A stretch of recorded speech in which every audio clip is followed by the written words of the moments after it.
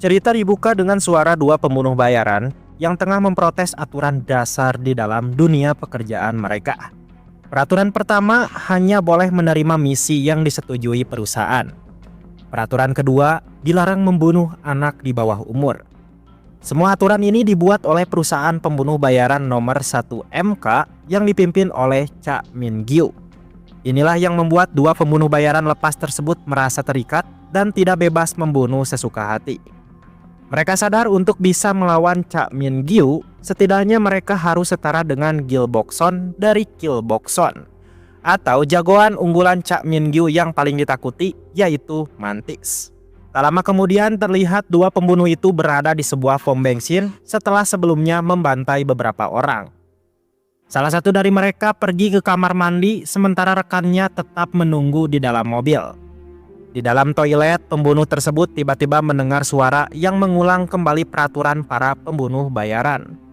Ternyata suara itu suara Cha Min-gyu. Hal ini terjadi karena mereka telah melanggar aturan fatal, yaitu membunuh seorang anak sekolah yang masih di bawah umur.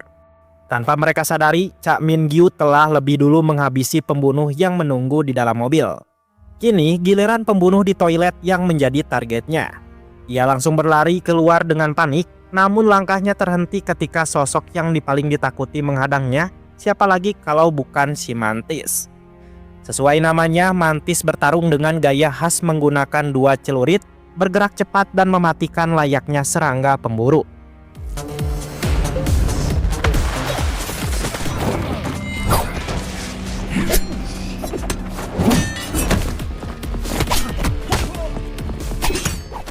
Dalam pertarungan singkat, Mantis dengan mudah mengalahkan pembunuh tersebut.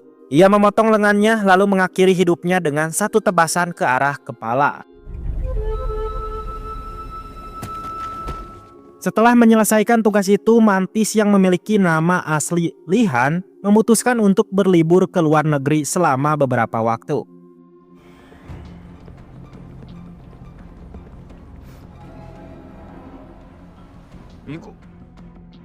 Beberapa waktu kemudian Mantis kembali ke Korea, namun kepulangannya justru disambut kabar buruk.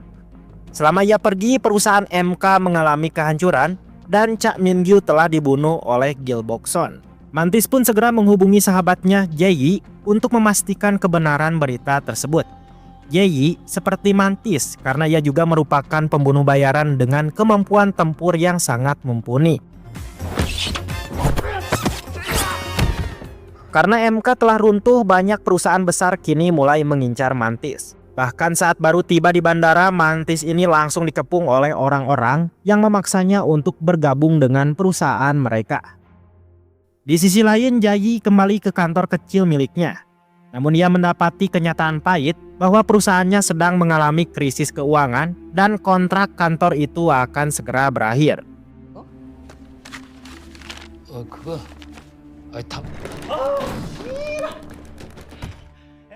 Mantis kemudian mengajak Jae ke klub langganan mereka. Di sana sudah menunggu teman lama mereka yang So-min, Kumale, dan Kim Dong-yong. Dalam suasana klub yang gelap dan penuh asap rokok, mereka mulai membahas langkah selanjutnya setelah kehancuran perusahaan MK. Dong-yong dan yang lainnya mengusulkan untuk mendirikan perusahaan pembunuh bayaran sendiri bersama Jae. Namun Mantis terlihat tidak sependapat. Ia menilai membangun perusahaan bukan perkara mudah, apalagi kemampuan mereka masih berada di bawah levelnya. Jae pun menanggapi dengan nada tegas. Ia menyatakan bahwa kemampuannya sebenarnya seimbang dengan Mantis. Bahkan dengan penuh percaya diri, Jae mengatakan bahwa dirinya sanggup mengalahkan Mantis dalam pertarungan langsung.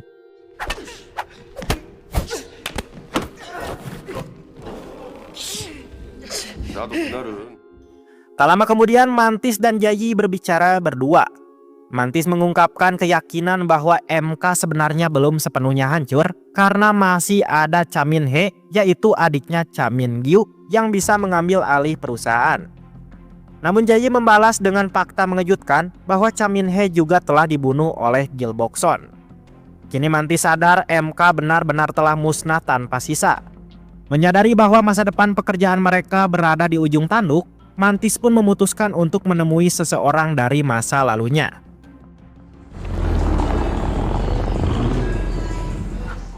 Orang itu adalah Dokgo, mantan anggota perusahaan MK.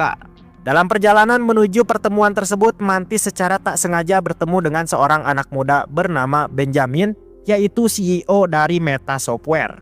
Benjamin tertarik pada Mantis dan memberikan kartu namanya dan mengatakan bahwa suatu hari nanti mereka mungkin akan saling membutuhkan. Saat bertemu dengan Dokgo, kedatangan Mantis disambut hangat. Hubungan mereka memang sudah dekat sejak lama. Bahkan julukan Mantis untuk Li-Han pertama kali diberikan oleh Dokgo. Untuk melepas rindu sekaligus menguji kemampuan masing-masing, Mantis dan Dokgo sempat terlibat duel singkat yang memperlihatkan betapa tajam insting bertarung mereka. 연습 생각하세요.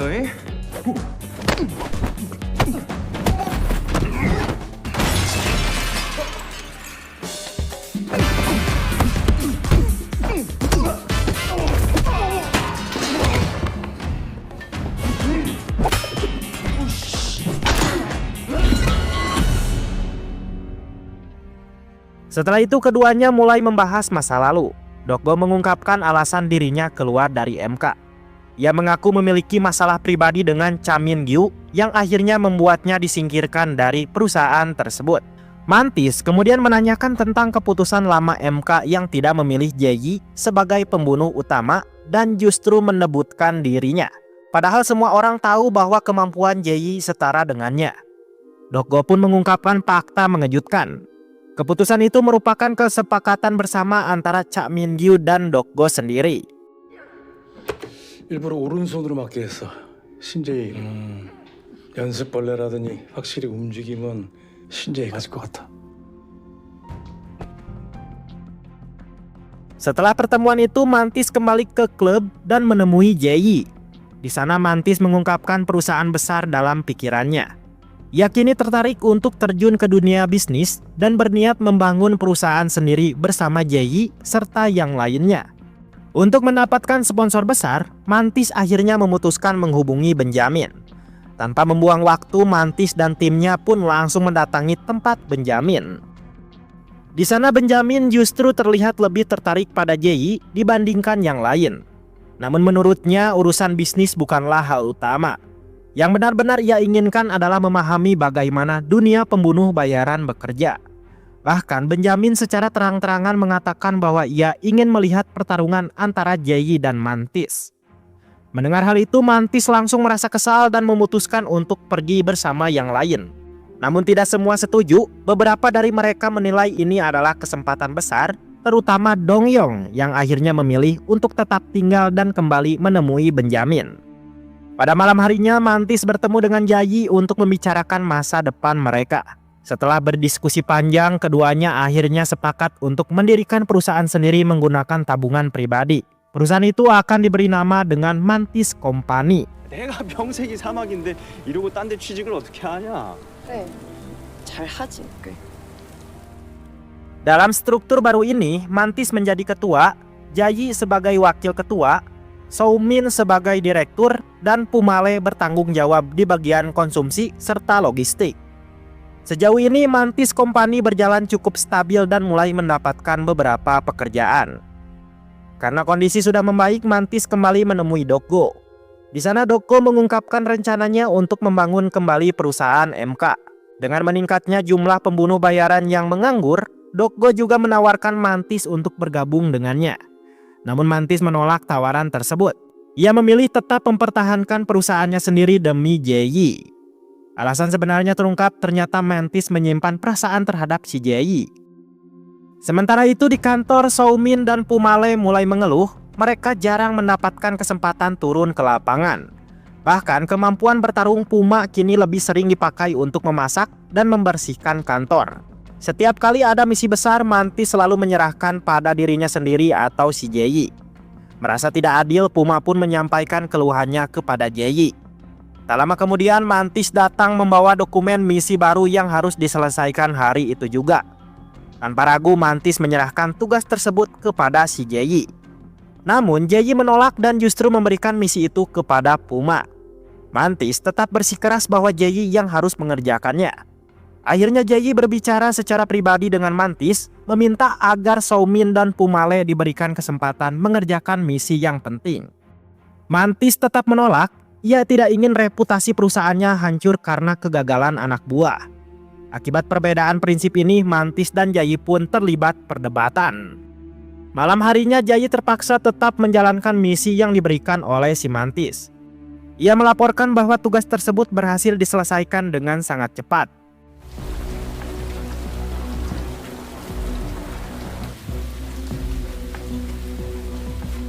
Setelah itu Jayi pergi ke klub, namun tanpa ia sadari beberapa pria misterius diam-diam mengikutinya. Tanpa banyak bicara, Jayi langsung melawan mereka satu persatu dengan kemampuan bertarungnya yang sangat brutal.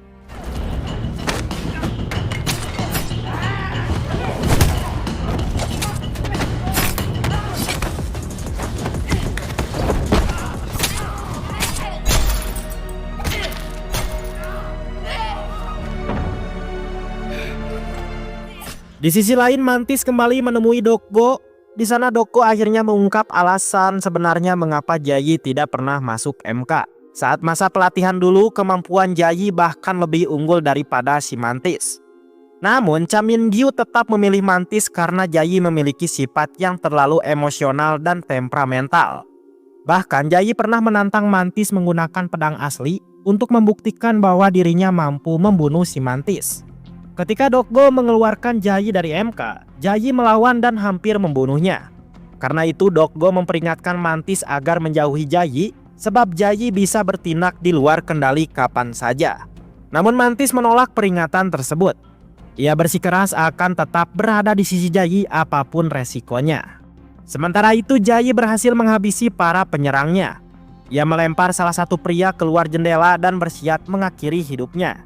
Namun sebelum itu terjadi, pria tersebut membuka topengnya. Ternyata dia adalah Dongyong. Meski terkejut, Jayi tidak menunjukkan rasa ragu sedikit pun. Ia tetap memenggal leher Dongyong. Pada saat itulah terungkap bahwa Benjamin adalah orang yang mengirim mereka hanya untuk menguji sejauh mana kemampuan membunuh si Jayi. Melihat betapa mengerikannya skill Jayi, Benjamin pun langsung menawarkan kerjasama kepadanya.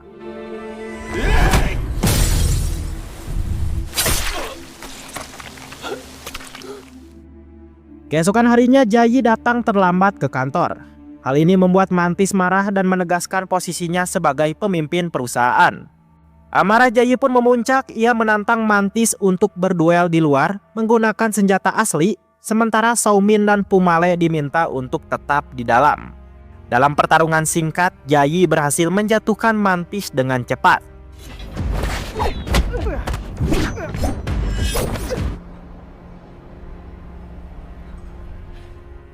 Di saat itulah Mantis akhirnya mengakui bahwa kemampuan Jayi memang lebih unggul darinya.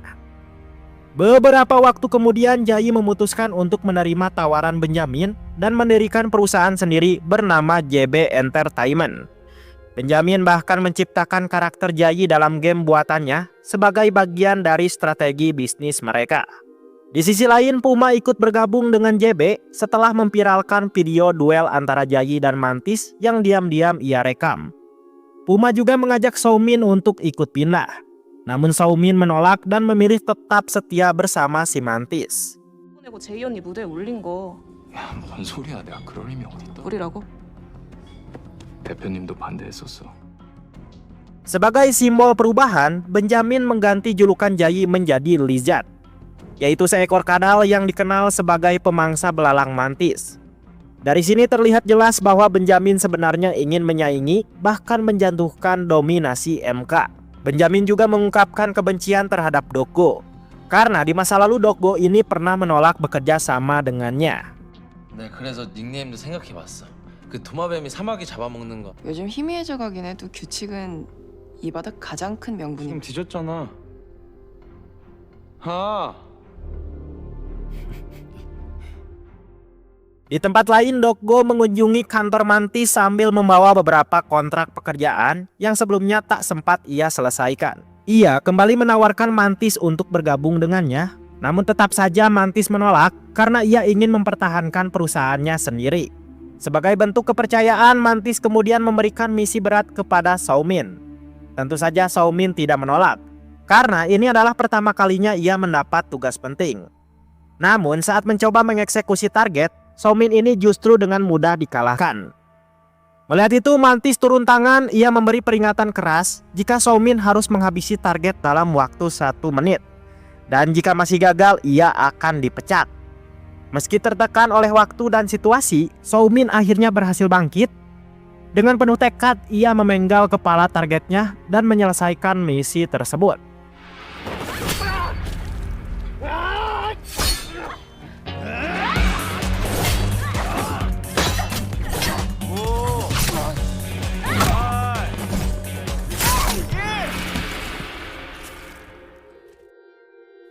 Keesokan harinya, Mantis dan Xiaomin menghadiri rapat besar para pembunuh bayaran. Namun setibanya di sana, Mantis justru diremehkan karena banyak yang menganggap dirinya sudah tidak sehebat dulu. Di tempat itu, Mantis juga kembali bertemu dengan Jayi yang kini namanya semakin besar dan berpengaruh. Tak lama kemudian, Dokgo naik ke panggung untuk memberikan sambutan. Tujuannya mengumpulkan semua orang adalah untuk membahas kembali peraturan pembunuh bayaran yang dulu ditetapkan oleh MK. Jayi kemudian angkat bicara. Ia menjelaskan bahwa kini semakin banyak pembunuh bayaran yang bekerja di luar perusahaan dan melanggar aturan, sehingga angka pengangguran memang menurun. Namun di sisi lain, para pemilik perusahaan justru dirugikan karena banyak pembunuh memilih bekerja sendiri tanpa sistem dan kontrol. Jika aturan dihapus, dampaknya akan jauh lebih buruk. Anak-anak di bawah umur bisa menjadi korban demi uang. Karena itu, menurut Jayi, MK sudah terlalu lemah untuk mempertahankan peraturan tersebut. Ketua MK dan banyak anggotanya mati karena penolakan terhadap aturan itu.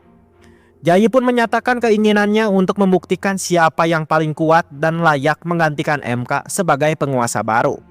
Tanpa menunggu lama, Jayi dan Dokgo bersiap menunjukkan kekuatan mereka. Namun tiba-tiba Mantis muncul di tengah situasi dan terkena pukulan dari Jayi hingga terjatuh pingsan. Tak ada yang tahu bahwa Mantis sebenarnya berpura-pura pingsan untuk menghentikan konflik terbuka antara Jayi dan Dokgo.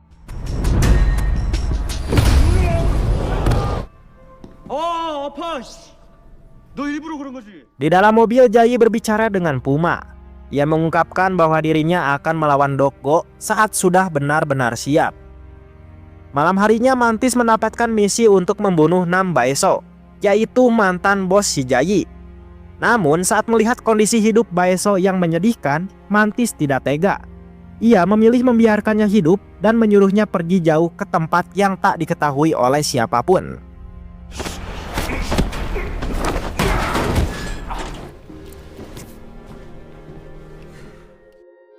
Tak lama kemudian, Mantis menerima telepon dari Dokgo. Dokgo mengatakan bahwa Jayi mengirim pisau berlumuran darah sebagai tanda tantangan untuk berduel. Padahal sebenarnya pisau itu dikirim oleh Benjamin menggunakan darah dari luka asistennya sendiri. Mantis panik. Ia tahu jika Dokgo langsung turun tangan, Jayi akan kalah. Maka Mantis membuat kesepakatan ia akan mewakili Dokgo untuk melawan si Jayi. Jika berhasil membuat Jayi menyerah, Mantis bersedia kembali ke MK. Dokgo akhirnya menyetujui rencana tersebut. Mantis lalu mencoba menghubungi Jayi, namun panggilannya selalu ditolak. Akhirnya Mantis menyuruh Xiaomin menyebarkan kabar palsu tentang kematian Nam Baeso, yaitu bosnya si Jayi. Jayi pun akhirnya datang ke rumah duka dan bertemu dengan Mantis. Di sana, Mantis mengaku bahwa dialah yang membunuh Baeso karena dianggap melanggar peraturan. Ia juga menyinggung soal pisau berdarah dan meminta Jayi membatalkan pertarungan dengan Dokgo. Namun Jayi menolak mentah-mentah. Ia menegaskan bahwa Mantis tidak punya hak mengatur hidupnya. Saat Mantis hendak menantang Jayi untuk berduel, Nam Baeso tiba-tiba muncul dengan tubuh berlumuran darah. Padahal sebelumnya Mantis telah memintanya pergi jauh. Lebih buruk lagi, Baeso telah menghubungi Dokgo. Mantis pun segera menemui Dokgo. Di sana Dokgo mengungkapkan kekecewaannya. Ia menilai Mantis telah mengambil keputusan bodoh dengan membiarkan Baeso hidup. Dokgo menegaskan bahwa kali ini ia sendiri yang akan menghabisi si Jayi. 수민이 나가 있어. 시간 장소 정해서 알려줘. Mantis lalu menemui Gil Bokson untuk meminta pandangan. Bokson menantangnya dengan satu pertanyaan. Apakah Mantis ingin membunuh Jayi atau justru melindunginya? Karena semuanya sudah terlanjur kacau, Mantis pun memilih jalan lebih berbahaya. Ia memutuskan untuk mengirim pisau berdarah kepada Jayi untuk memancing pertempuran yang sangat besar. 한테 보냈다고요. Keesokan harinya Mantis dan Jayi pergi ke gedung MK untuk bertemu dengan Dokgo. Jayi datang terlambat. Dokgo mengatakan bahwa ia akan menyerang Jayi tepat saat pintu lift terbuka. Mantis mencoba menghentikan rencana itu. Namun justru kakinya dilukai oleh Dokgo yang kemudian berlari menuju lift. Saat pintu terbuka, Dokgo langsung menyerang Jayi, tetapi serangan itu ditangkis oleh si Mantis. Kini ketiganya berada di satu tempat dan pertarungan besar pun terjadi.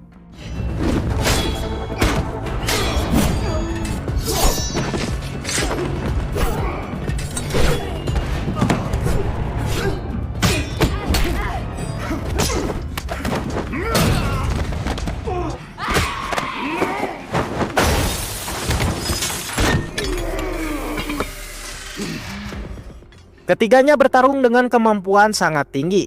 Namun saat Mantis terlibat duel sengit dengan Dokgo, Jayi memanfaatkan celah itu dan menusuk si Dokgo. Dokgo mulai terhuyung. Mantis hampir mengakhiri hidupnya dengan celuritnya. Namun saat Dokgo mencoba bangkit, Jayi kembali menyerang dan menikamnya secara fatal hingga Dokgo tewas di tempat.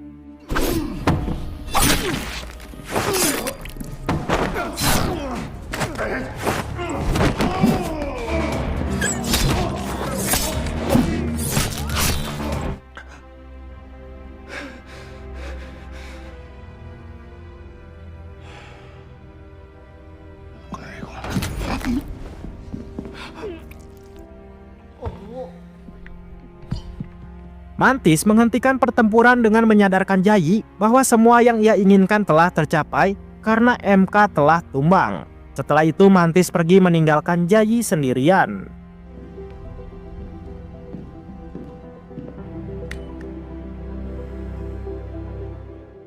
Jayi pun jatuh berlutut menangis penuh penyesalan atas semua yang telah ia lakukan.